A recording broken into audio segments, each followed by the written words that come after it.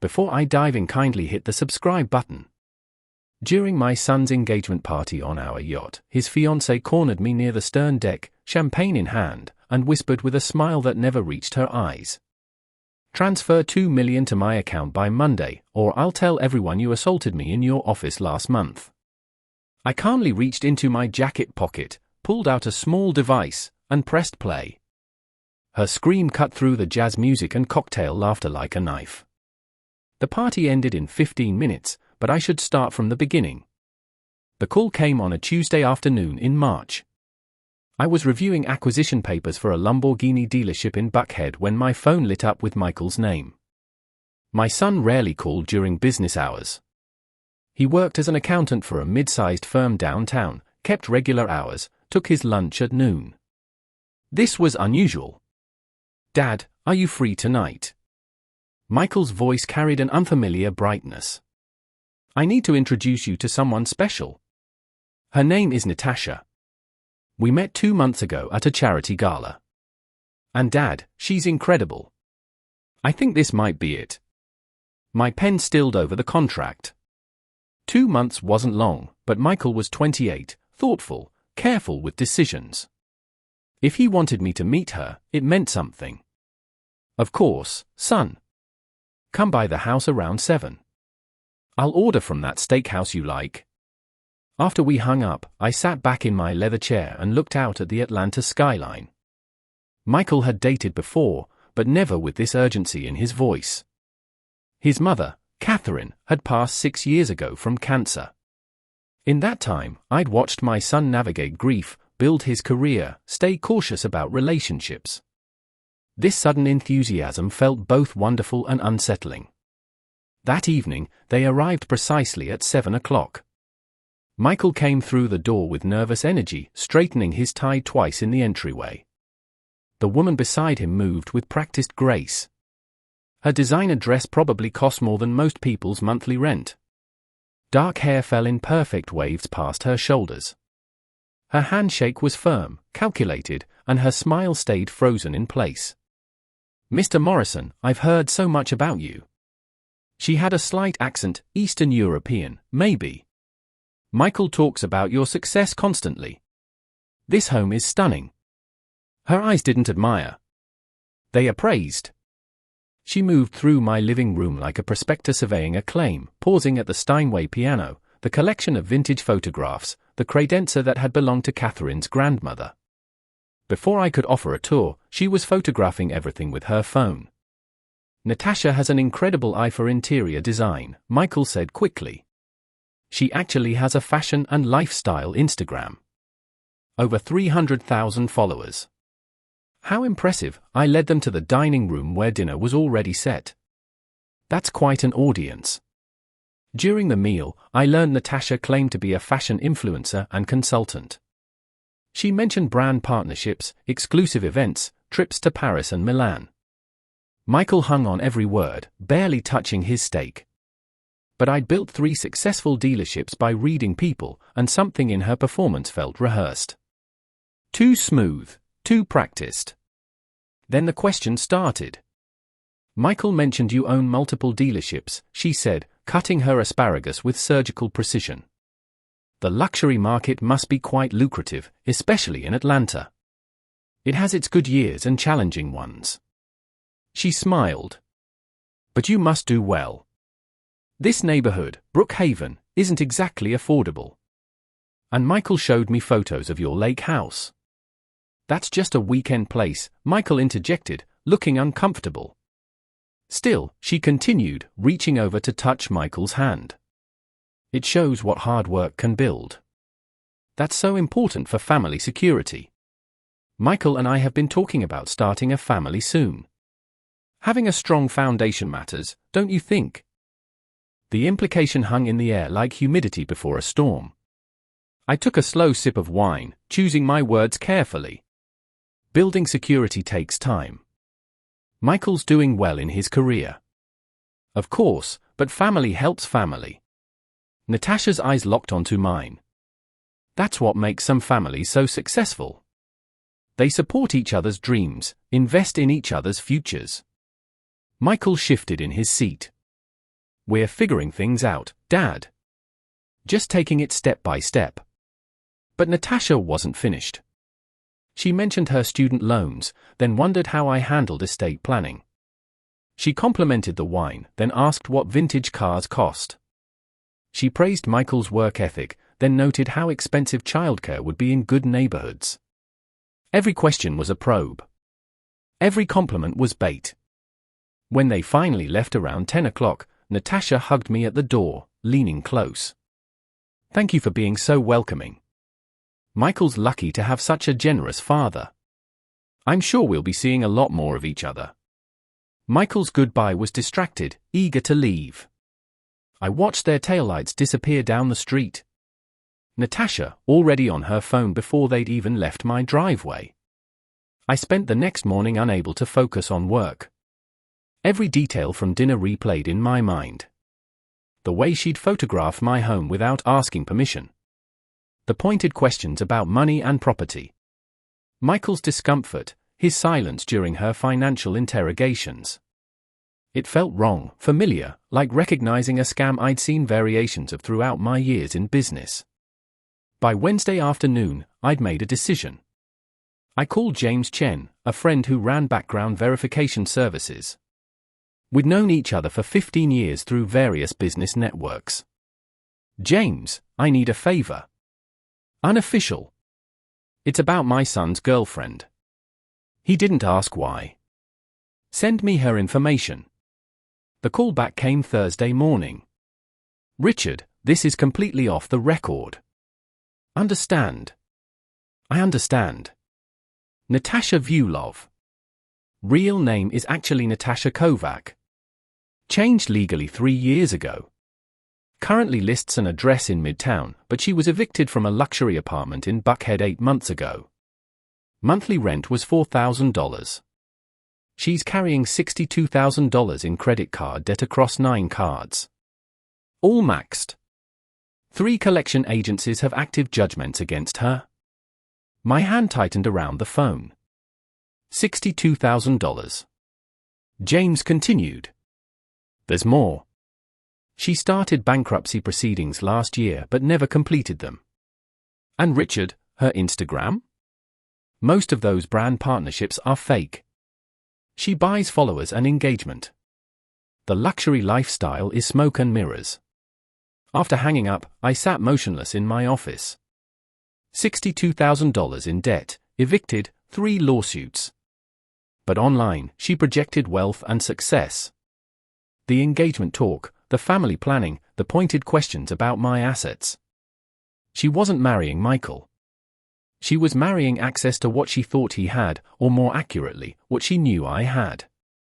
I called Michael that evening at 6 o'clock after he'd be home from work.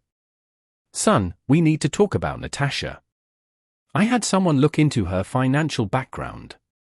There are some serious red flags. What? His voice immediately sharpened. What are you talking about? Michael, she has over $60,000 in debt. She was evicted. She's being sued by collection agencies. The Instagram lifestyle isn't real. You investigated her. The explosion came through the phone like a physical blow. You had someone spy on my girlfriend? Dad, what is wrong with you? Listen to me. These are facts. She has 9 maxed credit cards. She's been evicted for non-payment. This is serious financial trouble. And with how she was asking questions at dinner. How dare you? His voice cracked with pain and fury. I'm 28 years old. I don't need you investigating people I date like I'm some child who can't make decisions. I'm trying to protect you. This is about a pattern of behavior. She targets men with. You can't stand seeing me happy. You never could. After Mom died, you buried yourself in work. And now you can't handle me building a life without you hovering over everything. That's not true. Michael, please just look at the evidence. She was paying rent she couldn't afford. She's buried in debt. She's hiding. You're trying to ruin this because you're alone and miserable. His words felt like knives. I should have known you'd find something wrong with anyone I cared about, just like you did with Sarah. Just like you did with Emily. Those relationships had real issues. And you know it. No, Dad. The issue is you. Don't call me again. The line went dead. I sat holding the phone in the silence of my empty house. Outside, the March evening was turning dark. I pulled up Natasha's Instagram on my laptop. Every photo showed luxury, designer bags, expensive restaurants, first-class travel, jewelry. Nothing matched a reality of evictions and debt. Nothing made sense unless someone else was funding it or unless she was hunting for someone who would. I opened a legal pad and started writing everything I knew. Debt amounts, eviction dates, the timeline of her relationship with Michael, every pointed question from dinner. By the time I finished, 4 pages were covered in notes. Michael wouldn't listen. That was clear, which meant I had maybe 6 weeks before whatever came next. I had to find proof she was targeting him. I had to stop this before she destroyed my son. 2 weeks of silence followed. 14 days where every call to Michael went to voicemail. Every text went unanswered. I drove past his apartment twice, saw Natasha's white Mercedes in his spot both times like she'd moved in. Then James called back with new information, his voice tight with concern. Richard, Michael just pulled $40,000 from his investment account, his entire savings, and he applied for a personal loan, $50,000 at 19% interest. The bank approved it yesterday. My stomach dropped. $90,000. Michael's entire financial cushion gone. That's not all, James continued. I found something else. Natasha has an LLC registered in Delaware. Created 3 weeks ago. Company name is NV Luxury Consulting. Michael's name isn't on it. She's the sole owner.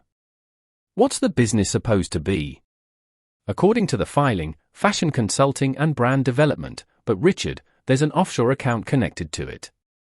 Cayman Islands, set up the same week she registered the LLC. I thanked James and sat staring at my computer screen. Offshore account, sole ownership despite Michael probably funding it. This was extraction, not partnership. She was setting up to disappear with his money. The engagement announcement appeared on Facebook that Wednesday. Photos of Natasha with a diamond ring. Michael beaming beside her at some upscale restaurant. The caption read, "He said yes. So excited to start this journey with my soulmate. Wedding planning begins now." Over 400 likes. Comments gushing with congratulations. I tried calling Michael. Voicemail. I tried texting. No response. I wrote an email. Subject line, "Son, please read this." It bounced back. He had blocked my email address. On Friday, a formal invitation arrived by mail. Heavy cardstock with embossed gold lettering. The Morrison View Love Wedding. Lake Lanny engagement party on yacht. May 15th at 6. Ceremony to follow next month. I researched Lake Lanny yacht venues. The one listed started at $15,000 for evening charters. Premium packages went higher, much higher. Michael was drowning and Natasha was adding weights to his pockets. That afternoon, my phone buzzed with a text from an unknown number. "Richard, it's Natasha. We should talk before the party. It's important for Michael's happiness. Can we meet privately?" I stared at the message for 5 minutes. She was making a move, but toward what? Every instinct I'd honed over 40 years in business screamed, this is negotiation, not peace offering. I typed back, when and where? Her response came instantly. Your office tomorrow at 5 o'clock. Michael thinks I'm at a photo shoot. The next morning, I drove to an electronics store in Sandy Springs. A young clerk showed me a recording device the size of a car key fob. This model has 30 hours of battery life, voice-activated, crystal-clear audio up to 20 feet. Is it legal in Georgia? Absolutely. One-party consent state. As long as you're part of the conversation, you can record without telling the other party. I bought it immediately.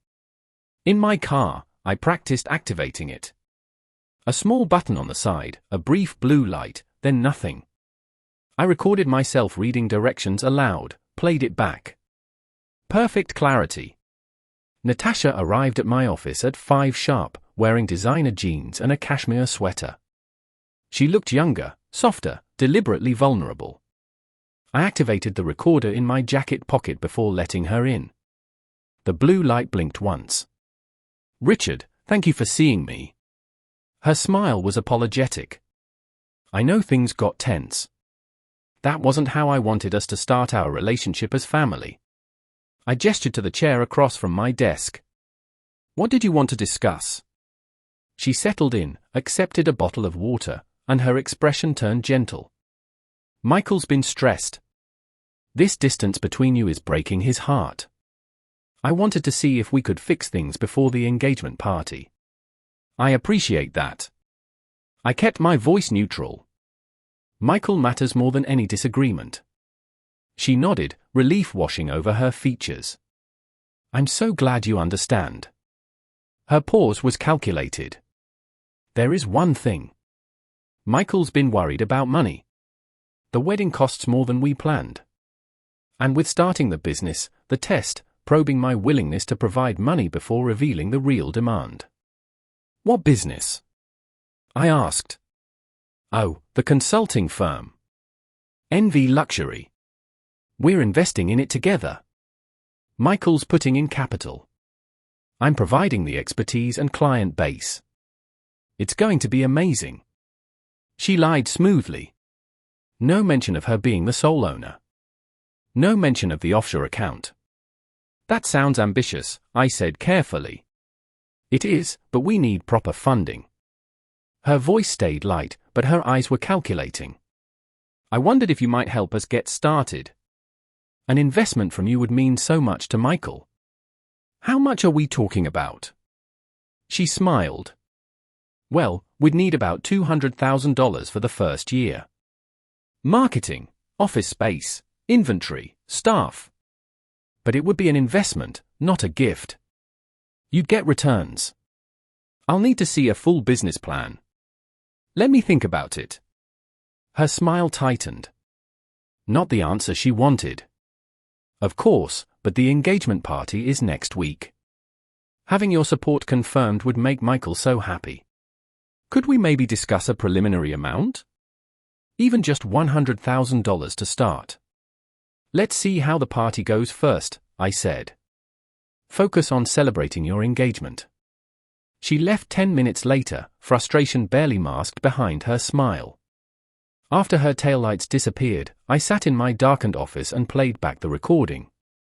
Every word was clear. Every manipulation captured, but it wasn't enough yet. She hadn't revealed her real endgame. The engagement party was 6 days away. Whatever Natasha really wanted, she'd ask for it there, and I'd be ready. Saturday arrived with perfect May weather. I drove to Lake Lanny at 5, watching the sun reflect off the water like scattered diamonds. The yacht was impressive, easily 60 feet, probably costing Michael $20,000 just for the evening charter. I counted the catering trucks, the floral arrangements being loaded aboard, the string quartet setting up on the upper deck. Another $30,000 minimum. Guests started arriving at 6.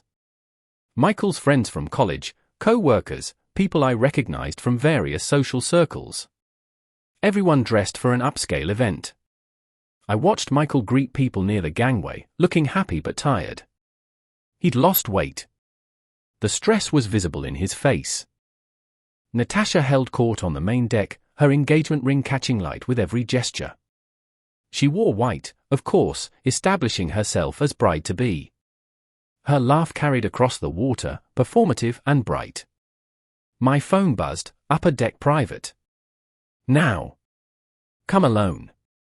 I climbed the stairs, touching my pocket to confirm the recorder was there. The upper deck was empty except for Natasha standing near the railing, champagne in hand. The sun was setting behind her, painting the sky orange and red. I activated the recorder. The blue light blinked. Richard, beautiful evening, isn't it? Her voice was different now. All business, no softness. It is. Michael seems happy. She turned, her smile razor sharp. Let's talk about keeping him that way. Permanently. I waited. You're going to transfer $2 million to my account by Monday morning. Her tone was casual, discussing whether. Wire transfer. No checks, no delays. Natasha, that's an absurd amount. Is it? She stepped closer. Because the alternative is me telling everyone here, everyone Michael knows, that you sexually assaulted me in your office last Friday. That you've been sending me inappropriate messages for weeks. That when I rejected you, you tried to destroy our relationship with fake financial reports. Ice flooded my veins, but I kept my face neutral. She continued, enjoying herself now. Who do you think they'll believe? A wealthy 62-year-old man or a young woman in a wedding dress? Her voice dropped lower. I'll show them texts. I have fake ones already created. Time-stamped photos of me crying outside your office. A therapist note about trauma. Michael will never speak to you again. Your business reputation will be destroyed. Dealerships don't do well when the owner is accused of sexual assault. You'll be finished. She paused, letting it land. Or you pay me $2 million, play the generous future father-in-law, and everyone stays happy. Your choice. You have 60 seconds to decide. The silence stretched. 3 seconds. 4. 5. I reached into my pocket slowly. Her eyes followed my hand, expecting agreement. Maybe a phone to authorize the transfer. Instead, I pulled out the small recorder and held it up. The blue light was still on. Natasha, you just made the biggest mistake of your life. Her face drained of color. What is that? Every word from the moment you started talking about $2 million. I pressed stop. The blue light went dark. All recorded. You can't. That's illegal. Give me that. She lunged forward, grabbing at the device. I pulled back, stepping toward the stairs. Georgia is a one-party consent state. Completely legal. You recorded me without permission. Her voice rose to a shriek. You set me up. I walked quickly down the stairs toward the main deck.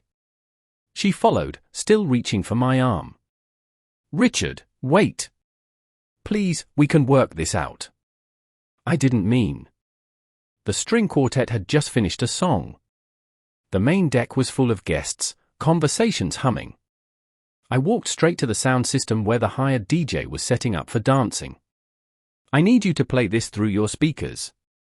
Loud enough for everyone to hear. Sir, the party schedule. I handed him the recorder and a cable. He looked confused but complied. Natasha rushed onto the deck, mascara starting to run, face twisted with panic. Michael appeared from the bar area, his expression confused. Dad, what's happening? What are you doing? The recording began. Natasha's voice filled the yacht through crystal clear speakers. You're going to transfer $2 million to my account by Monday morning. Every conversation stopped. 100 people froze mid-sentence. The recording continued. Her threat about assault accusations, the fake texts, the therapist's note, every calculated word captured perfectly. Because the alternative is me telling everyone here, everyone Michael knows that you sexually assaulted me. Michael stood paralyzed, his face cycling through disbelief, recognition, horror. When the recording ended, the silence was absolute. Even the water lapping against the yacht seemed to quiet. Natasha stumbled backward. That's edited. He manipulated the audio. Richard, how could you make up lies?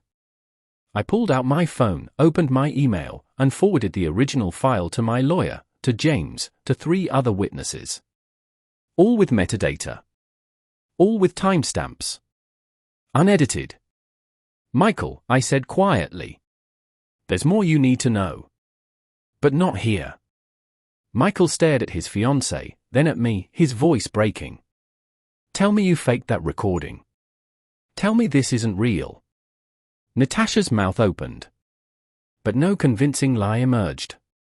She'd built her scam on manipulation, not truth. Without the leverage of false accusations, she had nothing.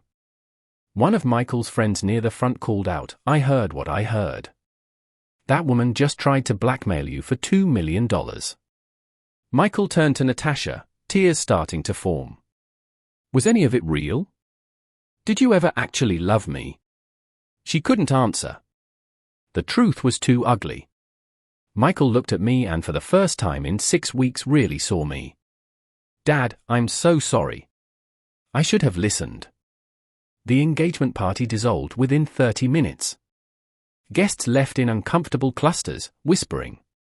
The yacht captain offered to cut the charter short, no additional charges. Michael and I sat on the lower deck as the boat returned to dock, watching the last colors fade from the sky. You tried to tell me, Michael said, his voice hollow. At dinner, over the phone. In all those texts I deleted. You were right about everything, and I called you controlling. You were manipulated by someone very good at it. That's not your fault. I lost everything. My savings, the loan. I invested $90,000 in her fake company. Dad, $90,000 I don't have. I put my hand on his shoulder. Money can be replaced. You can't. That's all that matters. We sat in silence as the yacht docked. Natasha had disappeared the moment we reached shore, probably calling a lawyer, probably planning her next move. But that night, Michael came home with me. We sat in my kitchen until 2 o'clock in the morning talking, not about Natasha, but about grief, about Catherine, about the years since her death and how we'd both been navigating loss alone. The lawsuit Natasha filed arrived 3 weeks later. Civil complaint, claims of entrapment, emotional distress, defamation. Damages sought, $500,000. Her lawyer had crafted a narrative where I was the villain, jealous and controlling, who'd manufactured evidence to destroy my son's happiness. My lawyer, Robert Martinez, reviewed the complaint in his office, making notes in red ink across every page. This is aggressive, but fundamentally flawed. We have the recording. We have metadata. We have witness testimony from 100 people who were there. Can she win? Robert shook his head. Win? No. Make it expensive and annoying? Absolutely. Discovery will be invasive. Depositions. But we have something better. What? 3 hours later, I sat in Robert's conference room with a private investigator named Sarah Walsh. She'd been working the case for 2 weeks. The file she presented was 3 inches thick. Natasha Kovac, she began, has run this exact scheme 4 times in the past 6 years. She spread photos across the table. This is David Brennan, tech executive from Austin, dated Natasha in 2019. She claimed pregnancy, demanded money for medical care, and to go away quietly. He paid $75,000. She slid another photo over. Marcus Chen, real estate investor, Seattle 2020. Same pattern, fake pregnancy. Paid $60,000 before she disappeared. 2 more photos. James Mitchell, Nashville, 2021, $50,000. Brandon White, Charlotte, 2022, $80,000. All threatened with false accusations if they didn't pay. All chose to pay rather than fight. Sarah looked at me directly. You're the first one who recorded her, the first one who fought back. These men are willing to testify if it helped stop her from doing this again. The court date arrived in August, Fulton County Superior Court. I sat beside Robert at the defense table, watching Natasha's lawyer arrange papers with practiced confidence. Michael sat in the gallery behind me. He'd spent the past 3 months rebuilding, therapy twice a week, slowly recovering financially. But the damage Natasha had done was still visible in his careful movements, his quiet voice. Judge Harrison presided, a woman in her 50s with sharp eyes and zero patience for frivolous lawsuits. Natasha took the stand first, swearing oath with practiced sincerity. Her lawyer guided her through a prepared narrative. She'd fallen in love with Michael, been excited to join his family. But Richard had been hostile from their first meeting, investigating her background without permission, then recording a private conversation where she'd been joking police about needing money. He played that recording at our engagement party in front of 100 people, she said, tears forming perfectly. It destroyed everything. Michael lost money. I lost my reputation. All because Richard couldn't accept someone loving his son. Robert didn't cross-examine aggressively. He asked 3 simple questions. Miss Kovac, how many men have you dated in the past 6 years who were significantly older and financially established? Natasha hesitated. I don't see how that's relevant. Your Honor, Robert said, it will become extremely relevant. Then Robert began. Your Honor, this isn't about a father's jealousy. It's about a documented predator who has run this identical scheme on at least 4 previous victims. He presented audio forensic analysis first. Expert testimony confirming the yacht recording was authentic, unedited, with verified timestamps. Natasha's lawyer objected repeatedly. Judge Harrison overruled each time. Next came the financial evidence. Natasha's credit report showing $62,000 in debt. The eviction records. The LLC registration showing her sole ownership despite telling Michael they were partners. The offshore Cayman Islands account. Then Robert called David Brennan to the stand. A man in his mid-40s entered. Expensive suit, successful but carrying visible shame. He wouldn't look at Natasha. Mr. Brennan, how do you know the plaintiff? I dated her for 6 months in 2019, his voice was quiet. It ended when she told me she was pregnant.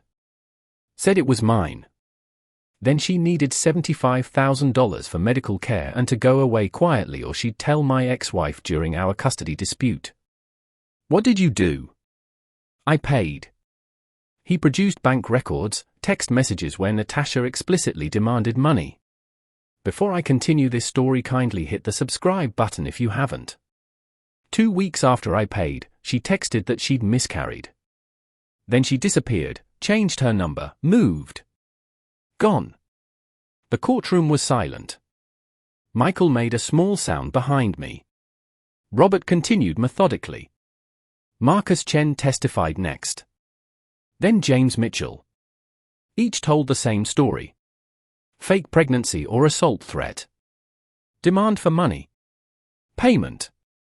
Disappearance. For men. $265,000 extracted through blackmail. Judge Harrison's face grew darker with each testimony. When the last victim finished, she looked directly at Natasha. Miss Kovac, these testimonies present a clear pattern of fraudulent behavior. Natasha stood suddenly. Those men are lying. This is a conspiracy. Richard paid them too. Miss Kovac, sit down. The judge's voice was steel. Your claim that Mr. Morrison recorded you illegally is incorrect. Georgia is a one-party consent state. Your claim of emotional distress is undermined by evidence that you attempted to extort $2 million, and your credibility is destroyed by 4 previous victims with documented evidence of identical schemes. She paused. This lawsuit is dismissed with prejudice. Furthermore, Miss Kovac, you are ordered to pay defendants' legal costs in the amount of $63,000. I'm also referring this matter to the District Attorney's Office for investigation of fraud, extortion, and conspiracy charges. The gavel came down like thunder. I walked out of the courthouse into humid August heat, loosening my tie. Robert was satisfied. Harrison doesn't make DA referrals lightly. Natasha is facing criminal charges now. Then I saw Michael standing by the courthouse fountain alone. He looked different, older, sadder, but clearer somehow. Dad, he said when I approached, the things those men said, the pattern. She researched me before we even met, didn't she? I think so, son. I'm sorry you had to hear it that way. Michael's voice broke. I chose her over you. I believed every lie she told me. And I still love you. That never changed for 1 second. We stood there in the Georgia heat, father and son, slowly finding our way back. 3 months later, Michael moved back into his old apartment. He'd paid off the loan, slowly rebuilding his finances. Started dating again, carefully this time. The trauma would take time, but he was healing. As for me, I found something unexpected. Sarah Walsh, the private investigator who'd built the case against Natasha, called one evening. Not about the case, just to talk. She'd lost her sister to a similar scam 10 years ago. Her sister had died by suicide after losing everything to a con artist. That's why Sarah became an investigator. To stop people like Natasha. We met for coffee. Then dinner. Then became something neither of us had been looking for, but both needed.